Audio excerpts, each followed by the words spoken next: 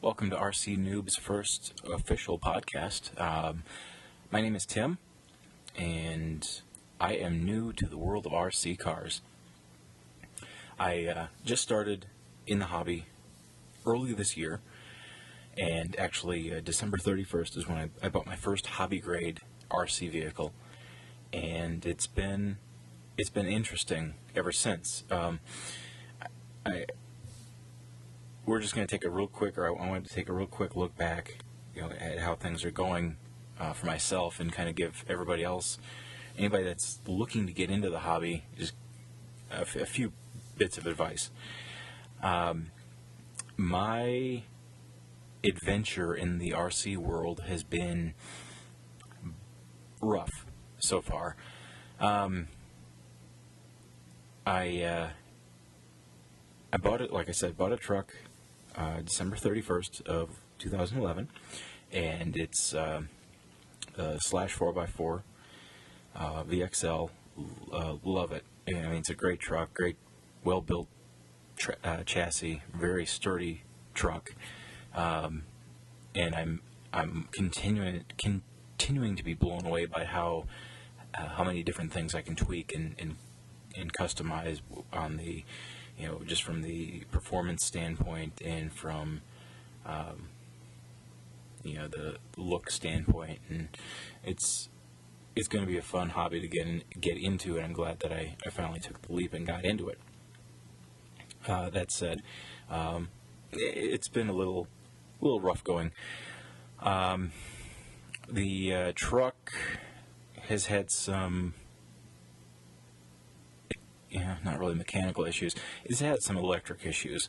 After the first, I'd say, battery or full battery that I ran through it, the speed control, the ESC, was having a bit of trouble.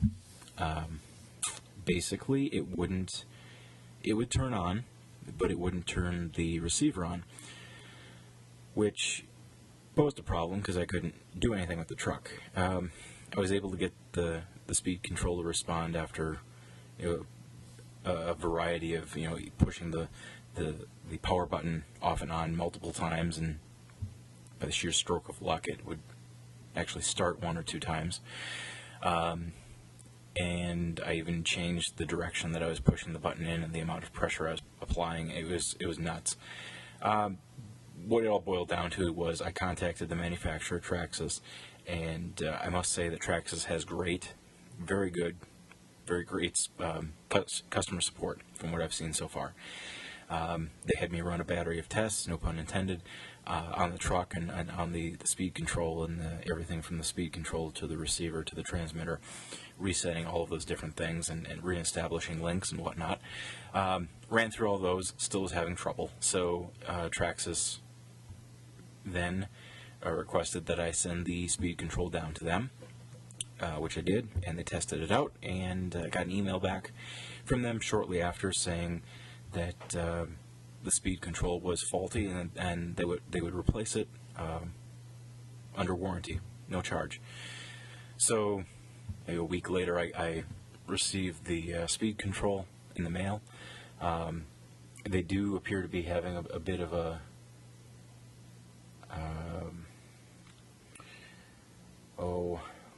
what's the right word here, or the right phrase I'm looking for? They're having a little bit of a supply versus demand issue, I think, because it took a while to get the speed control back to me after I had gotten the initial email saying that they would send me a new one. Anyway, I got the new speed control, put it in, took it out right away that night, and it worked fine. It started up perfect and ran perfect, and ripped around in the yard for a little bit, and it was good. And took it out a couple more times that week, and didn't have any problems with it. And then maybe by the third or fourth time I took it out, it was starting to show signs of whatever the issue with the original speed control was. This one was having the same issues, whereas it wouldn't activate the receiver. So, at this point, I've had the truck for like a little over a month, let's just say a month. And for half that time, it was sitting on the shelf because I couldn't do anything with it because it wouldn't go. And I've got a real hard time believing that I should have to put additional money into something that already costs enough money as it is just to make it go. I didn't want to buy another speed control. I didn't feel I needed to buy another speed control just to have a spare. There are others that may argue with that line of thinking, and if you are one of those people, share your thoughts. But that's just how I'm looking at it, getting into the hobby. It costs enough to get into this hobby if you want to do it on a hobby grade scale, and if you want to do it right, which is what I thought I was doing. Anyway, so I contacted Traxxas again after just really not having any luck getting the truck to run or start after it had started to show these symptoms. So Traxxas then came back, again, very apologetic and great customer support. I can't say that enough. But this time they wanted me to send the whole truck down. So reluctantly, I packed the truck up tonight, and it's getting shipped down to Texas tomorrow. I did, before I packed it up, I did run it back to my local hobby shop and had them take a look at it. They had not seen the issue before. They had not heard of that issue before. Thankfully, it was actually doing what it was doing the issue, or the issue is happening when I showed it to them. I was kind of hoping that it would have cleared itself up, or maybe there would be some radio interference issue, in my neighborhood that was causing things not to work. But sure enough, I plopped it down on their counter and hit the power button, and it didn't activate fully. I was able to get it to activate fully after pressing on the power button like a madman, about 10 or 20 times. And then it worked, and then I shut it off and turned it back on, and no dice. So I ran to another local hobby shop after that, just to get a third opinion at this point, and they had not heard of the issue either, but it suggested some other things I could try out, and I tried those when I got home, and nothing remedied the issue. Then the next night I went down, turned it on without having to do any crazy voodoo or rain dance or anything like that, and it turned on just fine. And at that point I thought, well, maybe everything was cleared up and I could hang on to it. Then later on that night I went down, turned it on, and it was not behaving the way it should. So needless to say, it got packed up tonight and it's sitting in a box.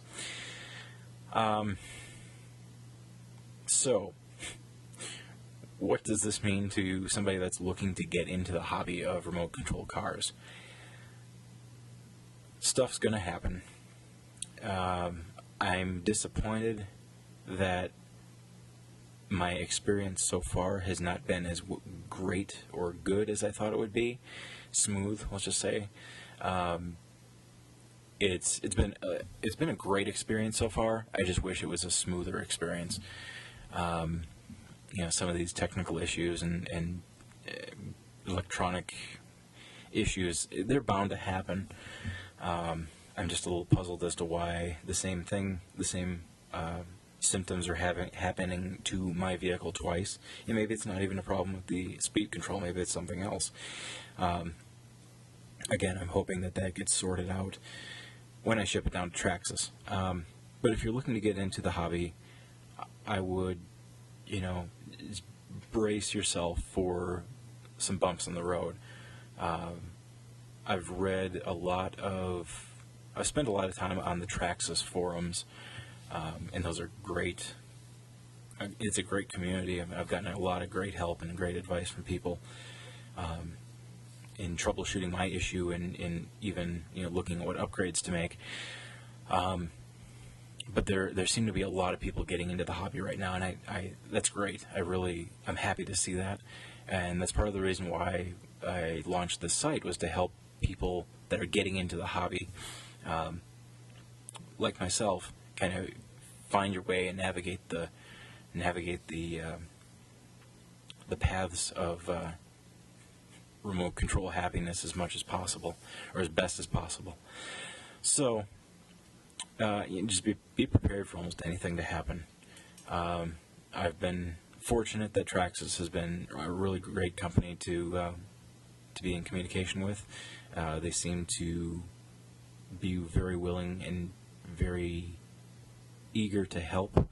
I'm hoping I can get the truck back quickly. I hope they can diagnose whatever the issue is and get it back to me as quickly as possible.